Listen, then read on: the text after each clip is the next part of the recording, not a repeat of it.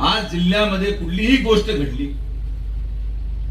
म्हणजे मी अशी परिस्थितीमध्ये आहे की कुठल्याही प्रकारे काही जरी घडलं तरी न कळत माझं नाव त्यामध्ये टाकलं जातं. कोणाचा खून झाला तरी मीच दोषी, खून झाल्यावर कारवाई झाली तरी मीच दोषी, रस्त्यामध्ये खड्डे पडले तरी मीच दोषी. नगर मनमाडच्या बाबतीत मी माझी स्पष्ट भूमिका मांडतो की आज नगर मनमाडचं काम होत असताना कोल्हारच्या पुलाच्या एका बाजूला रस्ता झालेला आहे आणि कोल्हारच्या पुलाच्या दुसऱ्या बाजूला रस्ता झालेला आहे.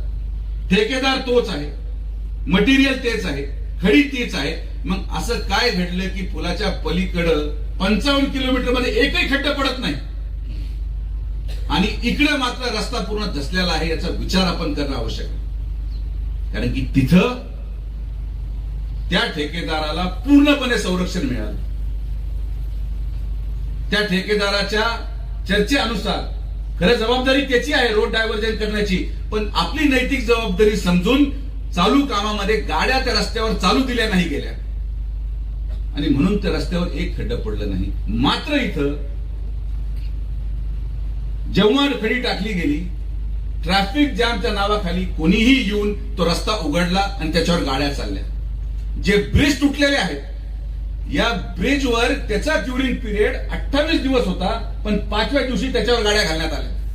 ही वास्तविकता आहे. राहुरीच्या ट्रॅफिक जॅम मध्ये तुम्ही सगळे साक्षीदार आहात की मीच एकटा बसून ती ट्रॅफिक जॅम काढत होतो. ते लोक कुठे होते जे आज व्हिडिओच्या माध्यमातून नगर मनमाडची अवस्था दाखवण्याला ज्यांना वेळ आहे, आज ज्यांना आंदोलनासाठी रस्त्यावर यायला वेळ आहे, जेव्हा ट्रॅफिक जॅम मध्ये लोक त्रस्त होते तेव्हा हे लोक कुठे होते? कोणी थांबायला तयार नाही. खडी टाकली, डांबर टाकलं का लगेच त्याच्यावर गाडी चालल्या. कसा रस्ता टिकणार? कॉन्ट्रॅक्टर दोषी आहे, 100% आहे. पण एक गोष्ट मी तुम्हाला आवर्जून सांगतो की जर हा कॉन्ट्रॅक्टर पळून गेला तर मग या रस्त्याला कोणीच वाली नाही. माझं काम तुम्हाला अवगत करणं आहे. मी खासदार नाही, ज्याला लोकांनी निवडून दिलं त्यांचा पत्ता नाही, कोणीच्या रस्त्याला वाली नाही. मी आवर्जून त्या राहुरीमध्ये ट्रॅफिक जॅम होऊ नये म्हणून भाऊ आपल्याला सांगू इच्छितो की या रस्त्याचं डायव्हर्जनसाठी होमगार्डचा 7.5 लाख रुपये पगार मी माझ्या खिशातून दिला. बंदे राहुरीला ट्रॅफिक जॅम होऊ नये म्हणून मी माझ्या 7.5 लाख रुपये घातले. काय कारण आहे? पुढे लोकसभा लागली आहे किंवा पुढे काय झालंय असं नाही. आपण या नैतिकतेने जगतो की या रस्त्याचं काम झालं पाहिजे. तर ज्या मानसिकतेत मी काम करतोय, ज्या मानसिकतेत सत्यजित कदम काम करतात, त्याच मानसिकतेत प्रत्येकाने पुढाकार घेऊन थोडा त्रास सहन करून आपल्याला हा रस्ता पूर्ण करायचाच आहे ही भावना ठेवा. तुम्ही थोडं सहकार्य करा, तुम्ही थोडा त्रास सहन करा. डिसेंबर एंड पर्यंत हा रस्ता मी तुम्हाला पूर्ण करून देतो हा शब्द माझा तुम्हाला. वास्तविकतेमध्ये आपण राहायला शिकलं पाहिजे.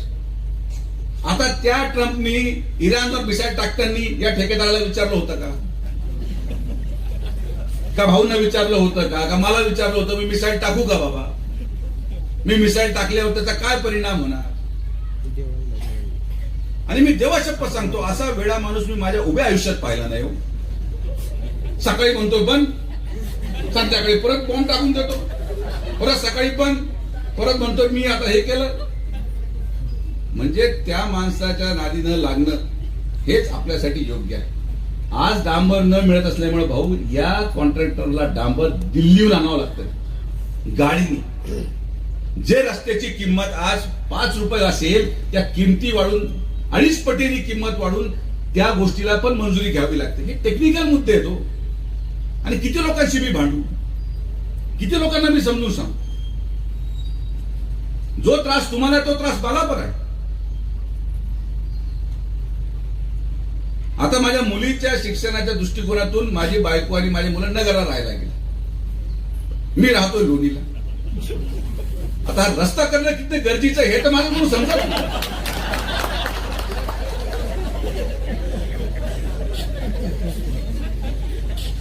मला पण बरं वाटतं रस्ता खराब आहे पण करावंच लागणार, त्याला पर्याय नाही. मला जावं यावं लागतं. जो त्रास तुम्हाला आहे तो त्रास मला आहे. कदाचित तुम्ही इथून निघाला तर राहुरीला थांबालो, मला रोज नगरहून येऊन जाऊन करायचं.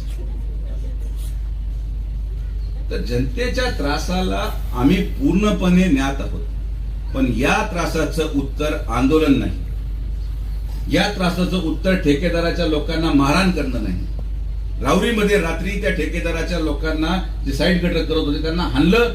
आज एकही कर्मचारी त्या ठेकेदाराचा राहुरीमध्ये जायला तयार नाही. काय केलं पाहिजे? कोण जाणार तिकडे? मी जाऊन आता कॉन्क्रीट आणि सेंटरिंगचं काम करू? असं नाही होऊ शकत. आणि तुम्हाला माझं बोलणं वाईट वाटत असेल, मी याच्यावर पण ट्रोल होणार आहे. करा, किती ट्रोल करायचं मला काही फरक पडत नाही. तुम्ही ट्रोल करा, काही करा, पण दोन गोष्टीची वास्तविकता समजून घ्या. हा रस्ता या ठेकेदाराकडून झाला नाही तर परत होणार नाही. आणि दुसरा, हा रस्ता कोणी पूर्ण करू शकतो तो फक्त सुजय विखे पाटीलच पूर्ण करू शकतो, ही पण वास्तविकता.